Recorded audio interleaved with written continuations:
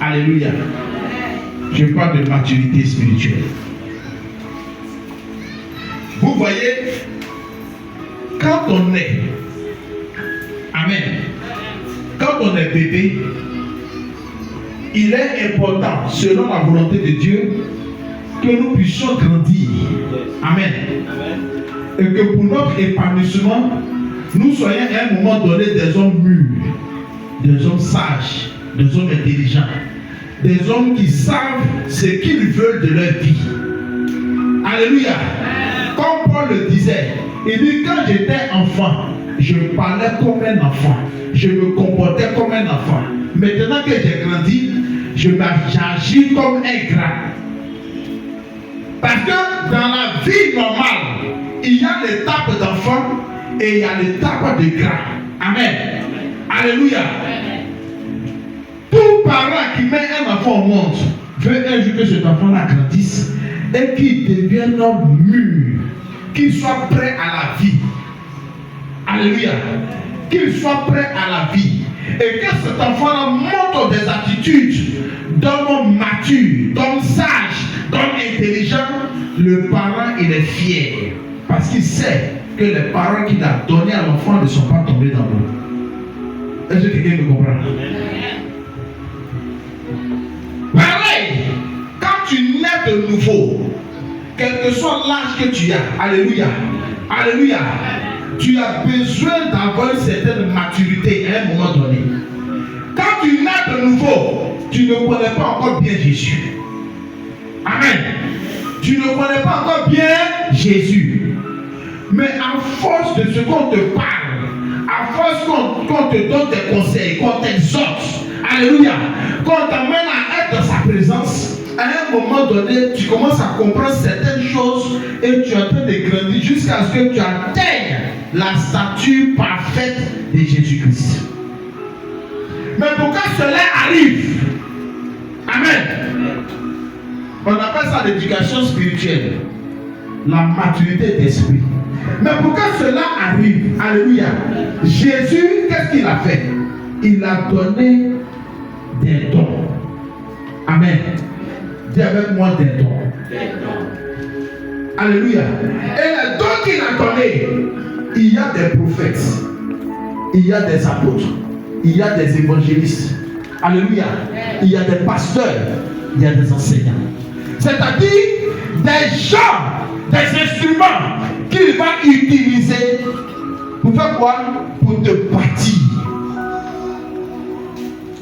pour te construire, pour bâtir le corps de Christ, pour faire de toi quelqu'un de grand, pour faire de toi quelqu'un de mûr, quelqu'un qui est prêt à la marche chrétienne. Alléluia. Pourquoi ce message? Parce que nous sommes en 2025. Et en 2025, nous entrons dans la 4e année de l'existence de l'Église internationale en Nouvelle-Jérusalem. Officiellement. Alléluia.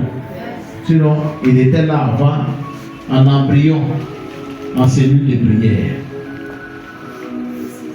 Alléluia. On peut dire 6 ans de cellule de prière, c'est pas? Alléluia.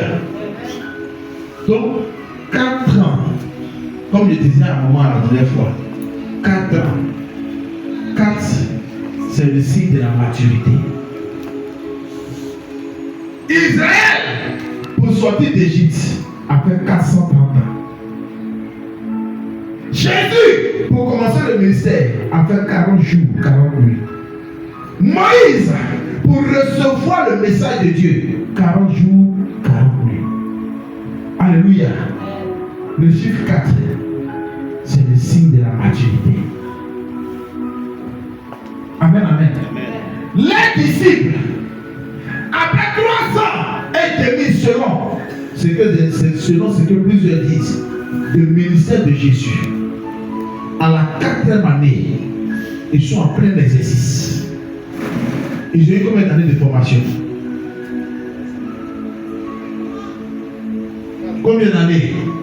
3.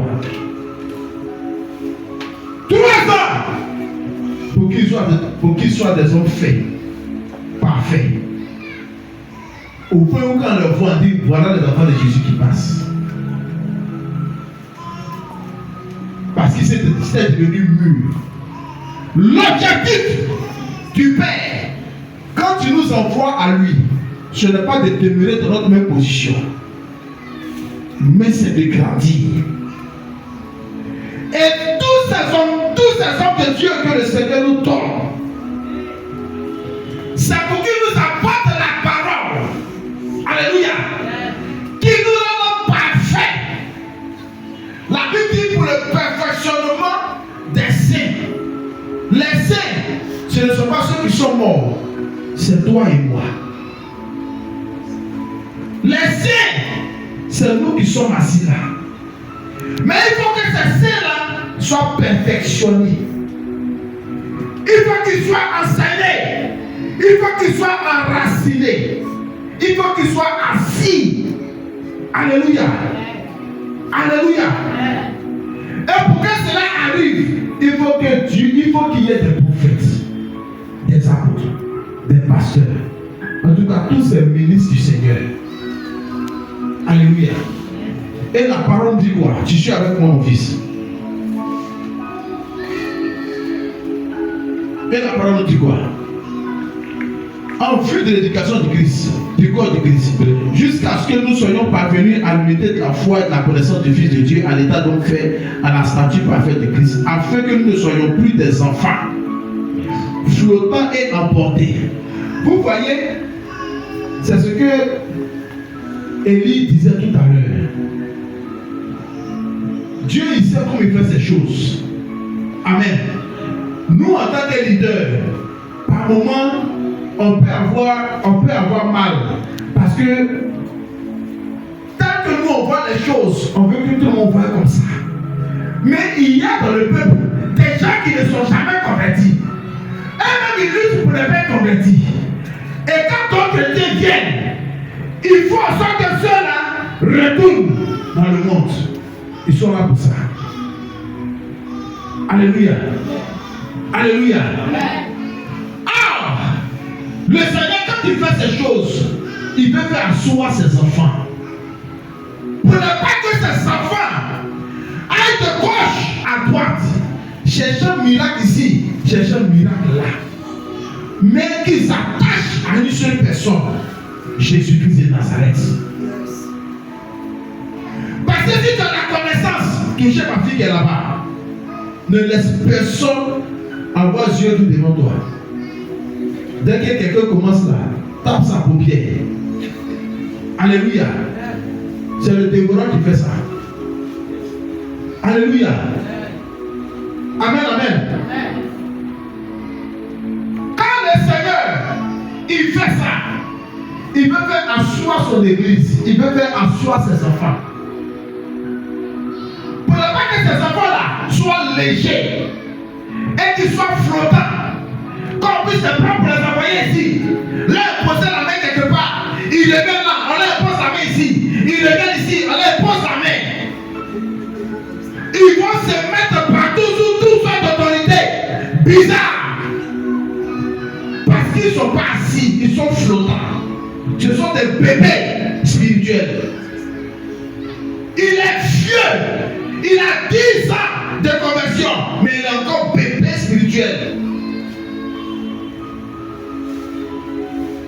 Mais à la nouvelle Jérusalem, alléluia, parce que c'est ce que Jésus veut faire pour nous. Nous on ne sait pas trop, mais on sait qu'on s'en va loin. Amen, amen. Il est important qu'il y ait des gens, il est important qu'il y ait un peuple qui soit assis dans la parole. Comme Élie le disait ce matin, pour aider ceux qui vont venir. Pour aider ceux qui vont venir. Et donc si tu veux un jour être un instrument que Dieu va utiliser pour aider un bébé spirituel qui vient, il est important que tu prennes la décision de grandir en Jésus-Christ. D'avancer avec Jésus-Christ. De mettre en pratique les conseils du Père.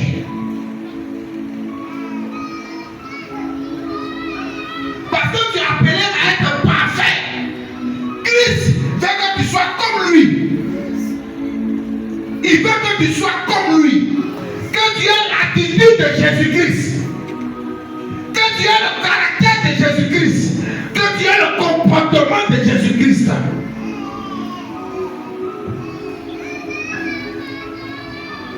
Mais sur le plan spirituel, la maturité là, c'est une décision qu'on prend. C'est une décision qu'on prend. Si je prends la décision qu'à partir de maintenant, moi je me consacre à Jésus, je vais tout abandonner, le Seigneur va t'aider. Il dit à tes résolutions, il répondra quoi? Quand tu prends la résolution de laisser ton ancienne vie et puis de marcher en nouveauté de vie avec Jésus-Christ, le Seigneur lui-même t'aide à grandir. C'est une question de choix. Merci.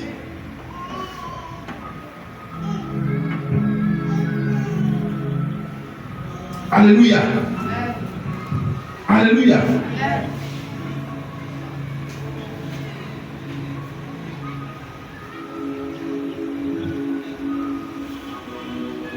Vous allez voir, bien aimé, quand on parle de maturité spirituelle, on ne parle pas d'ancienneté dans l'église. Ça ne dépend pas de ton ancienneté dans l'église.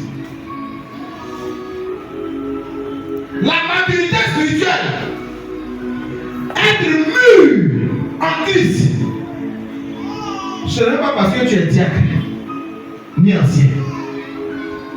Ce n'est pas parce que tu es leader d'église. Est-ce que quelqu'un m'entend? Est-ce que quelqu'un m'entend? Il y a des gens qui prêchent à la chair. Ils prêchent à la chair, mais ils ne sont pas prêts, ils ne sont pas mûrs. Ils marchent encore selon le vieil homme, le vieille personne, les anciens hommes. Alléluia. Ils n'ont pas l'attitude de Christ. Ils n'ont pas le caractère de Jésus. Ils vivent selon la chair. Ils vivent selon le monde. Mais pourtant, ce sont des prédicateurs. Ils peuvent avoir la bonne parole, mais ils ne sont pas matures. Ce sont des bébés spirituels. Ceux-là peuvent souffler, peuvent s'en sortir la parole de Dieu de leur bouche et puis prendre la même bouche. Alléluia. Prendre la même bouche pour aller faire autre chose pour le monde. Donc la maturité, ce n'est pas une question d'ancienneté, ce n'est pas une question de parce que je suis pasteur, parce que je suis évangéliste, parce que je suis responsable dans l'église. Tu peux être responsable dans l'église. Et puis l'enfant qui est dans le peuple là peut être plus mature que toi. Parce que lui, il aura compris les choses de Dieu. Alléluia. On ne marche pas avec Jésus pour demeurer dans la même position. On marche avec Jésus pour grandir. Tu veux que ton Père soit fier de toi. Grandis. Grandis. Alléluia. Grandis. Je ne vois pas, comment dirais-je, à Godio, aller s'amuser avec Baliano, à terre dans la poussière. Est-ce qu'ils sont camarades? Vous mettez à 30 faveurs et puis vous courez partout dans l'école. Toi qui as 50 ans d'âge, on va te prendre pour un fou. Mais sur le plan spirituel, il y a beaucoup qui sont comme ça. Alléluia.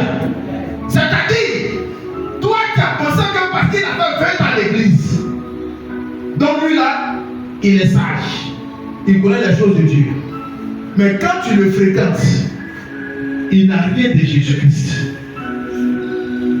C'est celui-là qui peut s'asseoir et puis calomnier, critiquer son frère, sa soeur. Il n'a pas de vie de prière. Il ne sait pas qui on appelle Jésus. La chose qu'il sait faire, venir dimanche à l'église, s'asseoir, on va l'appeler, papa attend.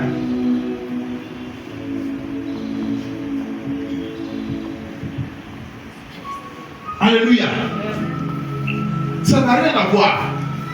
Mais bien aimé, quand on parle de maturité spirituelle, quand on dit que quelqu'un a atteint une certaine maturité spirituelle, c'est celui-là qui a la capacité de manifester le caractère de Christ. C'est celui-là qui a la capacité de manifester le caractère de Christ devant toute situation. C'est celui-là qui peut manifester le fruit du Saint-Esprit. Alléluia. Celui-là qui peut montrer, qui peut présenter Christ dans son environnement devant une situation. Ce n'est pas une question de je suis le pasteur. Moi, mes éléments ont prié un pasteur une fois. Je ne dirai pas son nom. Ils ont prié un pasteur une fois à la zone, en train de coucher une femme dans sa voiture. Toi-même, tu es un nouveau chrétien, si tu vois ça, tu seras scandalisé. De la même manière, un enfant peut te voir peut-être en train d'amuser dans ta niveau et peut être scandalisé. C'est comme ça que nouveau chrétien peut voir un pasteur et puis les scandaliser. Il est pasteur, tu montes dans son église, il a une grande église, mais il y a où on l'attraper. Quand il vient là, avec toute la gloire, le corps à pied partout, c'est le même corps à pied là qui m'a vu à la zone. Eux, ils étaient tellement gênés. Eux qui ne connaissent pas trop Christ là, c'est-à-dire qu'ils ont enlevé leur torche, ils sont retirés. Qu'est-ce qui se passe quand c'est l'homme de Dieu là? Après, lui, il est venu le voir. Pareil même a été scandalisé. Alléluia. Nous devons être des adultes. Qu'est-ce que la parole a dit tout à l'heure? Que nous ne devons plus être des bébés. Le bébé, il ne sait pas ce qu'il fait. Le bébé là, on le conduit, on le guide. Il ne sait pas ce qu'il fait. Mais toi, tu es devenu vieux. Tu ne peux pas te comporter comme Élie. Tu vas t'asseoir et pas envie de te donner pain. Tu l'auras fait. Élie, on peut lui faire ça parce qu'il n'a pas la possibilité de prendre lui-même par lui-même et puis à manger. Toi, tu es chrétien. Tu es responsable. Alléluia. Tu es dans un département. Mais il faut qu'on te poursuive pour te dire de prier. Il faut qu'on te poursuive pour te dire il faut visiter le nouveau. Il faut qu'on te poursuive pour te dire prends un temps de jeûne. Il faut qu'on te poursuive pour te dire n'aie pas peur de la situation là. Pars dans la situation. Parce que tu n'es pas encore fait.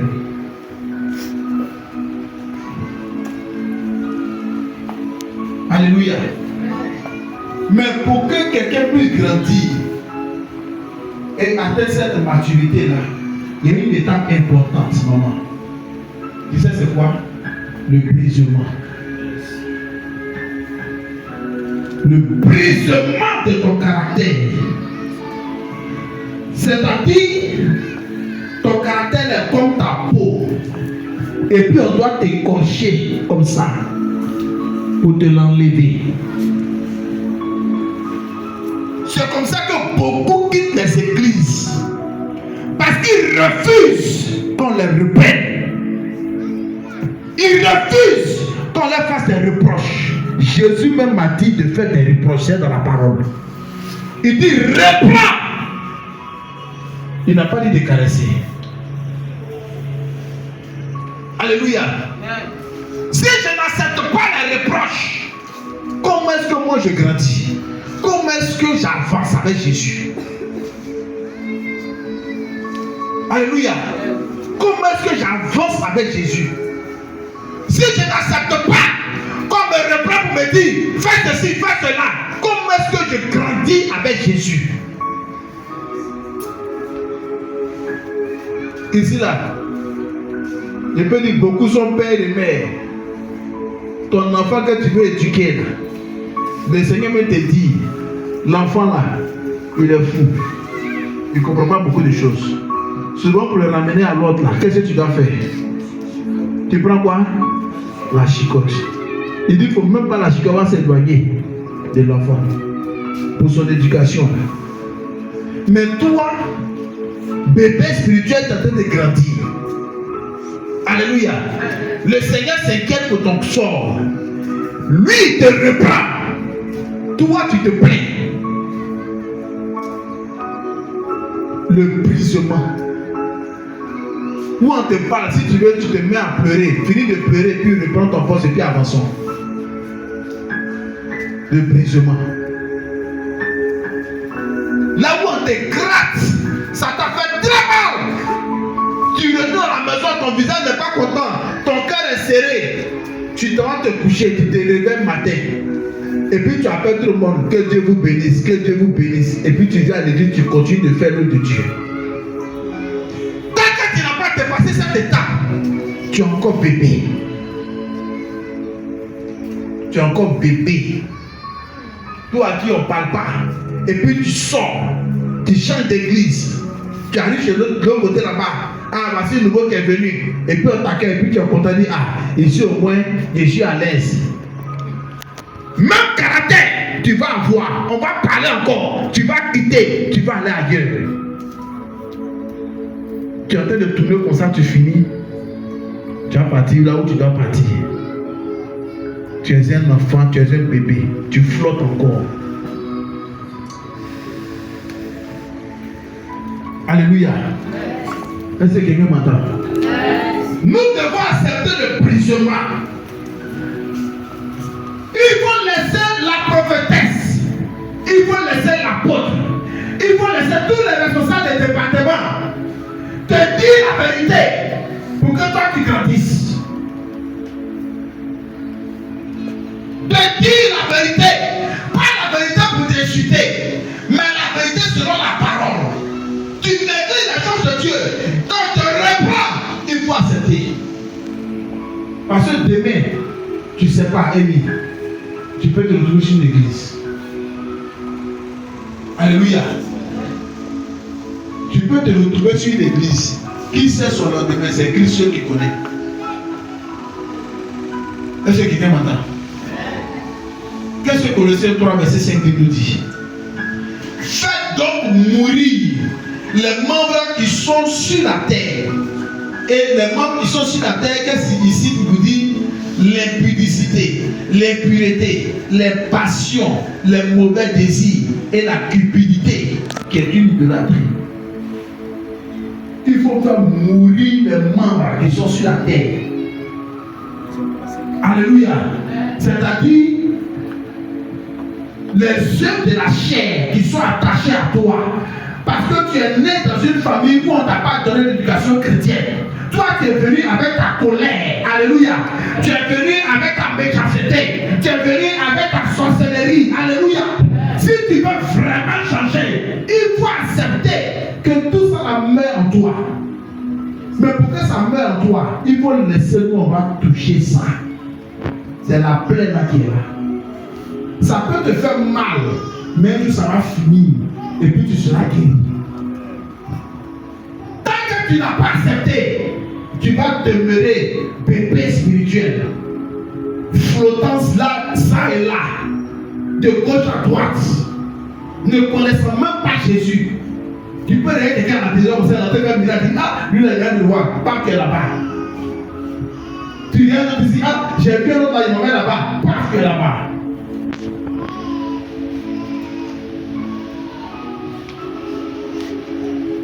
Si vous êtes 5, si vous êtes 10, que vous êtes assis dans la parole, c'est que 5, 10, on peut avoir 5, 10 églises, c'est pas ça. C'est pas ça. C'est qu'on peut avoir 5, 10 églises encore dans la Côte d'Ivoire. Alléluia. Et on est en train de gagner la Côte d'Ivoire. Mais il est important pour toi que toi-même tu acceptes qu'on te parle. Qu'on te critique, nous, pas en mal, mais devant, qu'on critique ton travail, qu'on te dise que c'est pas comme ça. Voilà comment on fait. Alléluia. Alléluia. Est-ce que quelqu'un se sent concerné? Alléluia. Faites donc mourir les membres qui sont sur la terre, l'impudicité, l'impureté, les passions, les mauvais désirs, la cupidité, quiétude de la vie, l'amour de l'argent.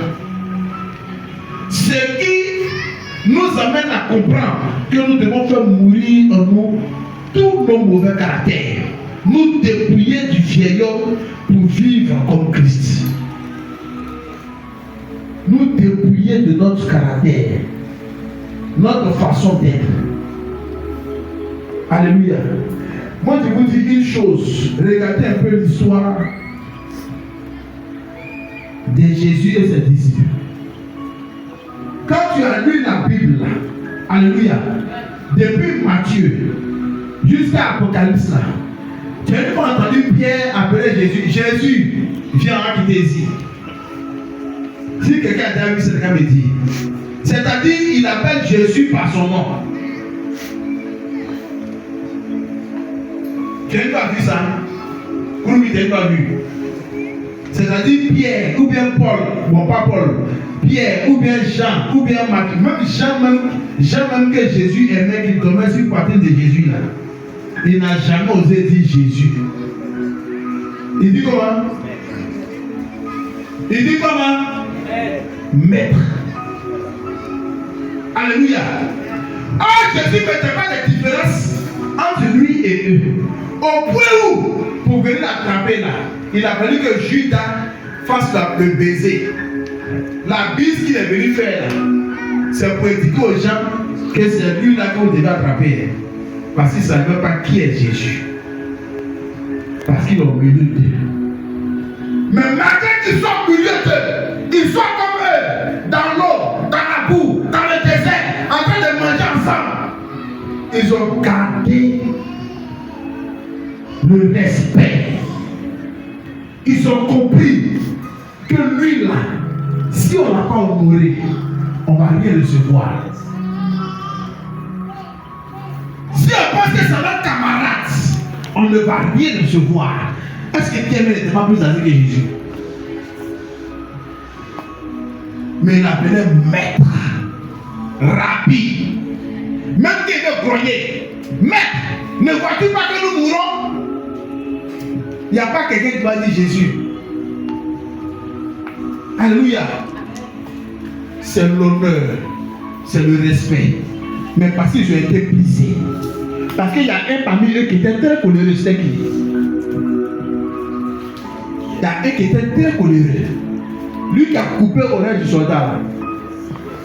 Est-ce que c'est bien? Non, c'est pas bien. Est-ce que c'est pas Jean? Bon, Pierre a coupé l'oreille, mais il y a un qui était très nerveux. C'est Pierre qui était nerveux. Pierre n'était pas nerveux. Pierre s'appelait Simon. Il était le roseau. Donc Jésus dit que s'il garde ce nom-là, il ne pourra pas tenir. Donc c'est Jésus qui a changé son nom en Pierre. Pour dire que Jésus Pierre. Il faut que tu sois solide. Maintenant c'est Jean qu'on appelait fils du tonnerre. À cause de la colère. Alléluia. Quand tu regardes Jean là, Jean, l'amour qu'il avait dans son cœur, c'est cet amour-là. C'est qu'à cause de ça, on l'a mis dans l'huile chaude. Et puis ça ne lui a rien fait. On le jette de falaise et puis il ne meurt pas. C'est-à-dire il était inondé de l'amour des gens. Tu fais ses pieds, il continue de t'aimer. On le met sur l'île de Patmos. Il ne faut pas manger, il ne faut pas boire. Il n'est qu'à mourir là-bas. Et puis là-bas, là, il est aussi en train de regarder l'Apocalypse.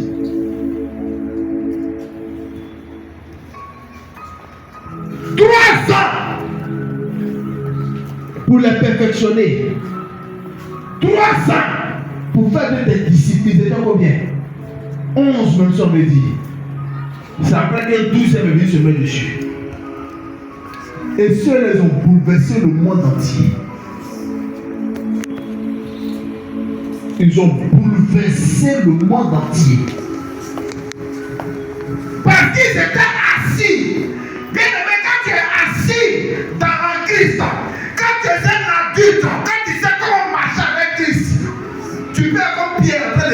mais ton nom l'a guéri les malades. Il suffit que quelqu'un te touche et puis les rétablit. Parce qu'il sait avec qui il est en train de marcher. Et il sait comment il doit marcher. Mais avant que cela n'arrive, ils ont accepté d'être brisés. Jésus leur a parlé plusieurs fois. Homme de paix de foi. Il a dit ce qu'il y avait à dire pour les perfectionner. Ils ont accepté tout ça.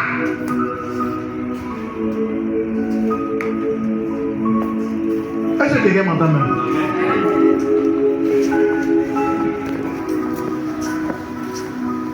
Celui qui sent qu'il doit aller loin avec le Seigneur, il reçoit ça fortement. Il reçoit ça fortement. Et quelques caractères du chrétien mature. Quelques caractères du chrétien mature. Le chrétien mature doit pouvoir manifester l'amour. Le chrétien mature doit pouvoir manifester, premier point, l'amour. Si tu n'aimes pas, c'est même pas la peine, tu n'es pas de Christ. Alléluia. L'amour. Qu'est-ce que la parole dit sur l'amour? Dans Luc, le chapitre 10, verset 27. Il répondit, tu aimeras le Seigneur ton Dieu. Le premier que tu dois aimer, c'est Dieu. De tout ton cœur, de toute ton âme, de toute ta force et de toute ta pensée. Et ton prochain comme toi-même. Donc quand tu as aimé Dieu de la sorte, ça va couler seul. Et ton frère qui est devant de toi, tu vas l'aimer. L'amour, premier point. Il y a s'il y a quelqu'un qui réfléchit, toi, tu vas brûler toi avec les yeux fermés, t'as bleu. Alléluia. 1 Corinthiens 13, verset 1 à 8. Je te donne, mais pour lire ça à la maison. 1 Corinthiens 13, verset 1 à 8. Quand je parlerai les langues des hommes et des anges, si je n'ai pas l'amour, dans les versions même la charité, alléluia. Quand on parle de charité, on parle de l'amour du prochain, l'amour de ton frère, de ta soeur, l'amour de celui-là que tu ne connais pas, l'amour de la création de l'homme selon l'image de Dieu, alléluia. C'est ça on dit charité. Donc, si j'ai parlé la langue des hommes, si j'ai parlé la langue des anges, si je n'ai pas cet amour-là, alléluia, je suis comme un airain qui résonne, un cymbale qui retentit. Qu'est-ce que c'est cymbale là? Vous voyez les trucs qui sont là, il y a un endroit qu'on appelle cymbale. Quand tu tapes avec bing, bing, bing, bing, même ta prière est du bruit dans l'oreille de Dieu. Parce que tu n'aimes pas. Deuxième point. Le chrétien mature, il doit pouvoir pardonner, il doit savoir pardonner. Alléluia. Ça doit être quelqu'un qui aime pardonner. Parce que celui qui est son exemple parfait, Christ, il ne se lasse pas de pardonner. Alléluia. Qu'est-ce que Matthieu 6, 14, 15 nous dit? Si vous pardonnez aux hommes leurs offenses, c'est-à-dire que les gens, c'est les hommes qui vont toujours te forcer. C'est les hommes qui vont toujours te faire mal. C'est les hommes qui vont toujours te frustrer. Alléluia. Alléluia. Tu es dans toutes tes raisons. Quand on explique là, c'est toi qui as raison. Alléluia. Mais il dit, malgré que tu aies raison, on dit tu as raison. Si tu n'as pas pardonné au monsieur là, sincèrement, toutes tes prières que tu vas faire, c'est zéro.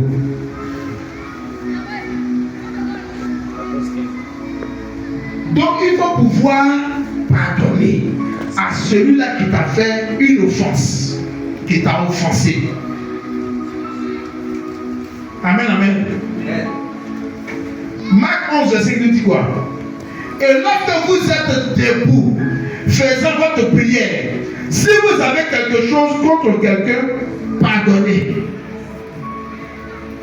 Il y a des gens qui viennent dans l'église et puis colère dans leur cœur, rancœur dans leur cœur. Alléluia. Alléluia. Ton frère à la maison, tu n'es pas connu, tu ne connais pas Christ. Toi, tu connais Christ. Il est là-bas. Mais c'est que ton cœur est fermé sur lui. Mais tu viens devant le Seigneur pour dire Seigneur, pardonne-moi. Tu fais du bruit. Le chrétien mature, c'est ça qu'on appelle le brisement. Tu m'as fait mal. Mais malgré que tu me fais mal là, moi je continue de t'aimer. Est-ce que quelqu'un m'entend? Amen. Je continue de faire quoi? De t'aimer.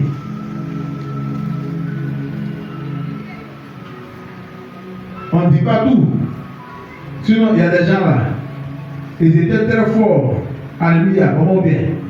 Mais quand ils ont chuté, et puis ils reviennent maintenant vers nous encore, c'est que dans la chute là, où il n'y a plus rien, on peut goûter un peu là. Ils viennent vers nous encore pour sucer encore un peu. Bon, là, on fait quoi? Quand je suis trop fâché, je ne vais pas. Bon, tu fais. Et puis le reste là, c'est dans la main du Seigneur. Amen. Alléluia. Il faut savoir pardonner. Marc le chapitre 11, verset 25. Le troisième point que j'ai pu sélectionner, la sanctification. Amen. La sanctification. Qu'est-ce que la parole dit? Qu'est-ce que la sanctification d'abord? C'est la séparation. Alléluia. Quand je dis je vais être sanctifié là, je me sépare. Alléluia. Je me sépare. Je me sépare de quoi? Je me sépare des choses qui ne plaisent pas à Dieu. Je me mets à part. La parole dit, mon peuple sortait du milieu de qui? Sortait du milieu d'eux. Et là, ils sont là, ils sont déjà perdus. Ne restez pas au milieu, sortez. Donc quand je sors là, je n'ai plus l'attitude qu'ils ont, je n'ai plus le caractère qu'ils ont, je ne marche plus comme ils marchent. Je ne me conforme plus. Alléluia. À leur siècle là. Mais je me conforme à la vie de Christ. Donc la sanctification, c'est se séparer. C'est de se mettre à part. Alléluia. C'est de se mettre à part.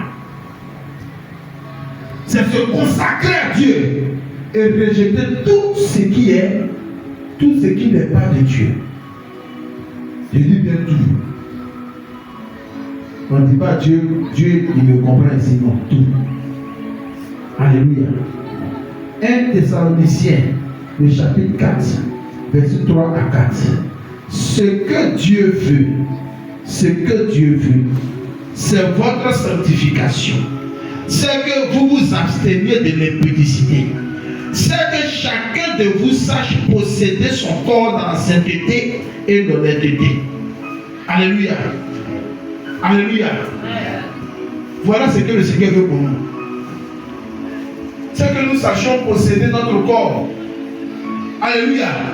Quelqu'un peut te faire du mal, tu dis non, je vais lui rembourser. Ça, c'est ton ancienne vie.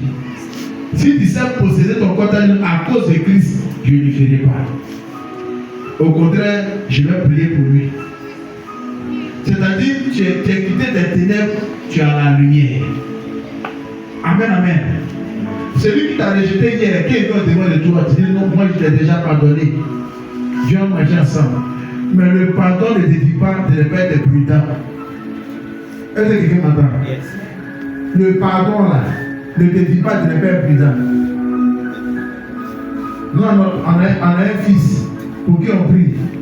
Les gens sont allés pour nous, on a envie de demander pardon parce que Dieu s'est révélé à nous. Il dit qu'on est qu'à aller chez toi pour demander pardon parce qu'on t'a fait trop de mal, on t'a fait écouter, on s'est dressé contre toi. C'était un faux pardon. En réalité, ils sont venus l'attaquer en sorcellerie comme ça. C'était un faux pardon. Dans l'état d'Aro peut nous appeler. Amen, amen, c'est pas ça. C'était un faux pardon. Mais bien aimé, qu'ils sont sortis de là, ils sont venus attaquer. Ils sont sortis de là. Il y a 2 qui sont morts dans leur sommeil. 2 sont tombés dans leur sommeil. sont allés dormir, ils sont restés là-bas. C'est ce que vous avez commencé là, c'est retombé sur. Ils sont restés dans leur sommeil. On lui a dit voilà, c'est ça qui est la vérité. Ce n'était pas pardon. Donc, quelqu'un même te donne pardon. Toi, tu as déjà pardonné. Mais ça ne te dit pas de faire plus tard. Amen. Ça ne te dit pas de faire plus tard. Donc, voici en quelque sorte l'attitude, le caractère de celui-là qui veut être l'image de Christ. Tu veux grandir. Pendant que tu es là, prends la décision. Bien aimé, je vais terminer pour dire que quand Jésus va revenir, la Bible dit qu'il vient reprendre qui? Son épouse. La Bible ne dit même pas qu'il vient chercher son enfant. Mais pourquoi la Bible dit épouse? Alléluia. Pourquoi la Bible parle d'épouse? Parce qu'avec l'épouse là, il y a des choses que tu partages, que tu ne partages pas avec l'enfant. Il y a des secrets entre vous. Alléluia. Que vous partagez. Les enfants ne sont pas informés. Parce que les enfants sont encore en état quoi? Ils sont encore petits. Alléluia. Il y a des choses qu'ils ne peuvent pas comprendre. Mais l'épouse là, alléluia, c'est ton intime. Amen. Son corps est ton corps. Ton corps est son corps. Alléluia. Amen. C'est une telle catégorie de chrétiens que Jésus vient chercher. Ah! Cette catégorie de chrétiens, c'est des gens qui sont chez eux à la maison, qui sont dans leur bureau, qui sont dans leur commerce, et puis ils sont dans une intimité avec Christ. Des gens de prière. Des gens qui parlent du temps dans la prière parce qu'ils veulent partager ce moment avec leur époux. Pas ceux qui mettent un pied dedans, un pied dehors. Ils quittent à l'église, ils sont dans maquis. Ils viennent, ils sont responsables, mais ils ne pardonnent jamais. Ils n'abandonnent jamais leur colère. Alléluia. On les voit, ils sont zélés là. Mais quand tu as une petite truc, ils prennent ça autrement. Ils quittent l'église, ils vont ailleurs. Non. Jésus vient chercher une épouse. Une épouse parfaite, une épouse fidèle. Une épouse qui n'a pas de tâches, qui n'a pas de rides. Une épouse qui a gardé sa robe propre. Mais pour être épouse, on devient adulte d'abord. On devient adulte d'abord. On devient mature d'abord. On ne rentre pas dans un mariage parce que tout le monde se marie. On connaît le mariage, on connaît les difficultés du mariage, on rentre dedans. Même quand ma belle famille se lève contre moi, parce que j'aime mon époux, parce que j'aime mon épouse, on ne se laisse pas. Donc, quel que soit ce que je vais vivre sur la terre, alléluia, mon intimité avec Jésus-Christ ne doit même pas s'effriter. Si j'ai demandé que mon époux ne m'a pas donné, c'est qu'il n'a pas encore les moyens de me donner. C'est pas comme ça on dit. Quand on aime là, on s'en fout de ce qui est à côté. Donc si Jésus ne m'a pas encore donné là, moi je sais qu'il est fidèle. Parce qu'il m'aime, un jour il va me donner. Donc rien ne vient m'embrouiller. Rien ne vient m'embrouiller. Ma relation avec Christ là, ça ne doit même pas se garder un peu. C'est pas moi qui vais divorcer. Si Christ veut, il n'a qu'à divorcer de moi. Mais comme il sait que lui il est fidèle, il ne divorce jamais. Donc que moi l'ensemble. Le jour qui va revenir, il vient me chercher.